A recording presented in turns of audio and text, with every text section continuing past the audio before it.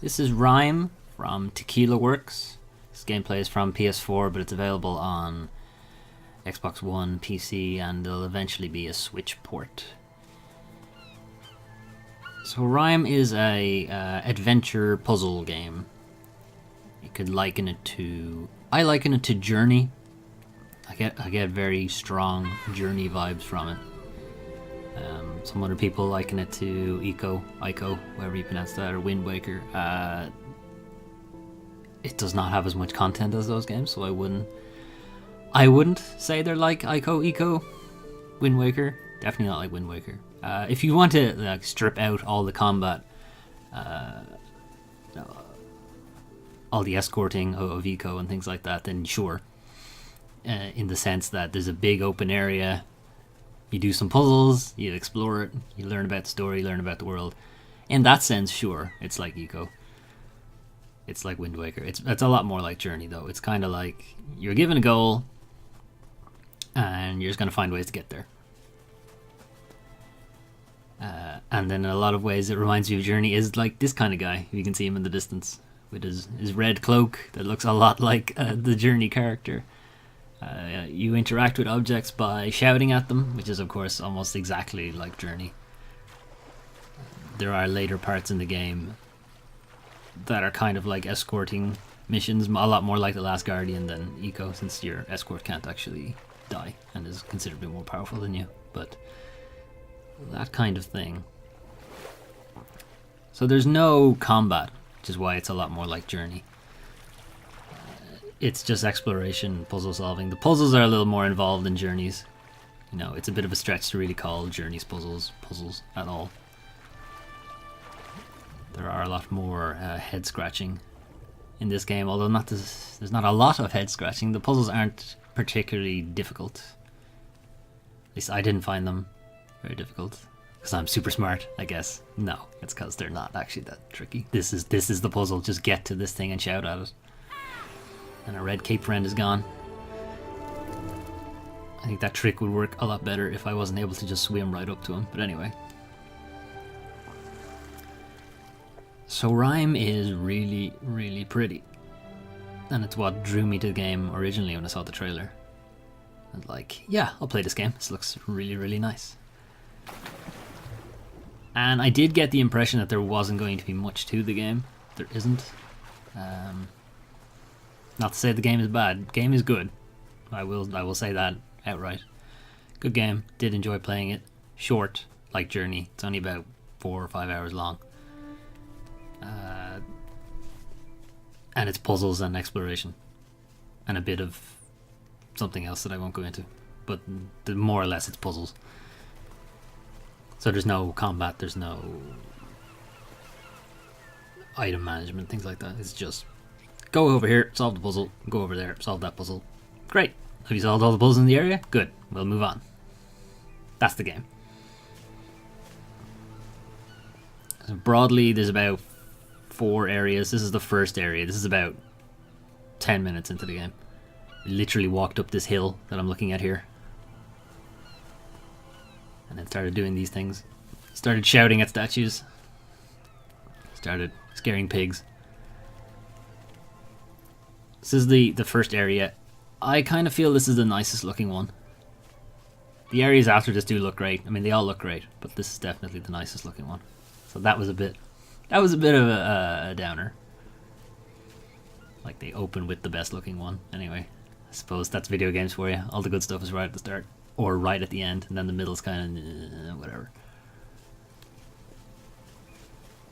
So at the moment we're trying to find these 4 fox statues. I found 3 of them. I'm trying to work out how to get to the last one. To do something. And that's not me trying to avoid spoilers. The game has very little direction. Or at least it doesn't communicate to the player very well. In that you walk into an area and you kind of just have to explore and figure out what the game is expecting of you, rather than the game showing you what you should do. I mean, a lot of times, like a more polished version, let's say Prince of Persia, You walk into a puzzle room, and it will show you the goal, and it will show you a path, or a potential path to get to that goal, and you'll be like, okay, I'll do that. You know, you walk into Devil May Cry, you walk into a combat room, and it'll show you the door closing, and it will show you the enemies, and you're like, great, fine, kill the enemies, unlock the door, done. You know, walk into Portal, walk into a room in Portal, there's the locked door, here's the power switch to get to that locked door, figure out how to do it. And there's none of that in this, and it's kind of because the areas are so open. There's no way for you to, like, even if they did show you the goal, it's so far away and not even in your frame of reference that you just like, I have no idea where that is. So it doesn't work, and I understand why it wouldn't work, but at the same time, you kind of need to tell the player what to do in a puzzle game, otherwise they're just going to be floundering. And it does kind of rob the player of that kind of, you know, I figured it out, solving the puzzle, you know, that kind of feeling. Like, you walk into a room in Portal. I want to keep saying walk into a room, it's like my catchphrase now. Anyway, you enter a experiment room in Portal, you know, and you can see the problem. You can see the puzzle they've given you, and then you just need to work it out. And then you do work it out. It takes you a while, maybe. You know, if you're not me, it takes you a really long time. But eventually you do work it out. Or you go on the internet and work it out. But anyway, you do work it out and you're like, ah, yes, I did it. I beat the room. Whereas if you don't really know what's required of you in the puzzle, you're kind of just randomly doing things. And then the puzzle is solved and you go, okay. How did I solve it? I don't know. You know, that's not great. Especially when your game is pretty much all puzzles. So anyway, puzzles are either very simple or kind of obscure. And they're obscure because the game doesn't tell you what they want you to do. So that's why. That's my opinion. How the hell do I get back? Can't remember now. So I'm recording my narration over the game. I died. Yeah, I knew I died in that section. I've recorded the gameplay previously and I'm just recording narration over it now. Anyway, so story-wise, you wake up on an island, this island, surprisingly, and then go, basically. You have this kind of idea that you need to get to that tower with the keyhole on it. And that's pretty much your job. So journey, again, journey is get to the mountain, rhyme is get to the lighthouse tower thing. So that's what we're doing. And currently this fox statue is in our way. Well, it's not in our way, but it seems like the only thing that is interactable in the environment right now, so I guess we will deal with that.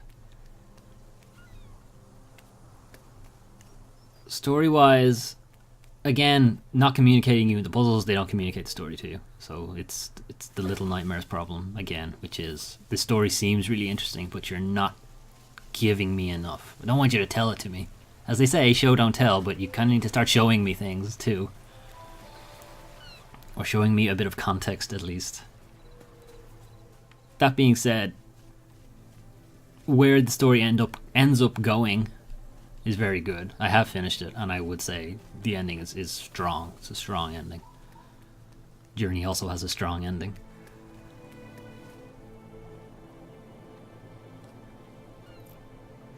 In the shade here.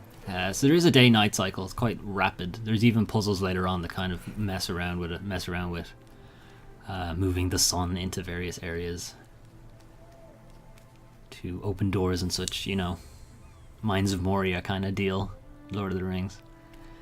These collectibles, these kind of animal statues I'm picking up are optional collectibles. I didn't realize it at the time, but they are, because I did not find all of them and I did finish the game, so they're not required.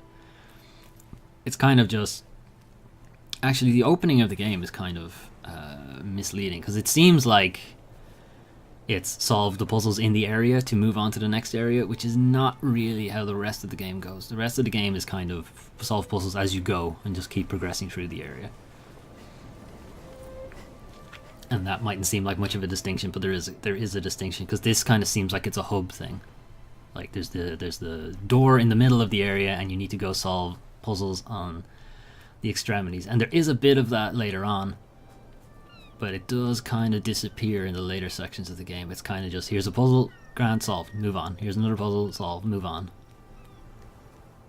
Which is fine, but it's kind of weird to present this kind of hub-like puzzle thing and then not stick with it.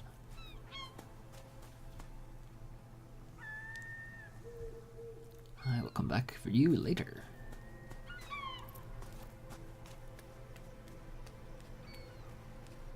So, I think you should get Rime. If you liked Journey, if you liked Abzu, if you liked the exploration parts of Ico, Last Guardian, Shadow of the Colossus, any Zelda, yeah, you should give Rime a go.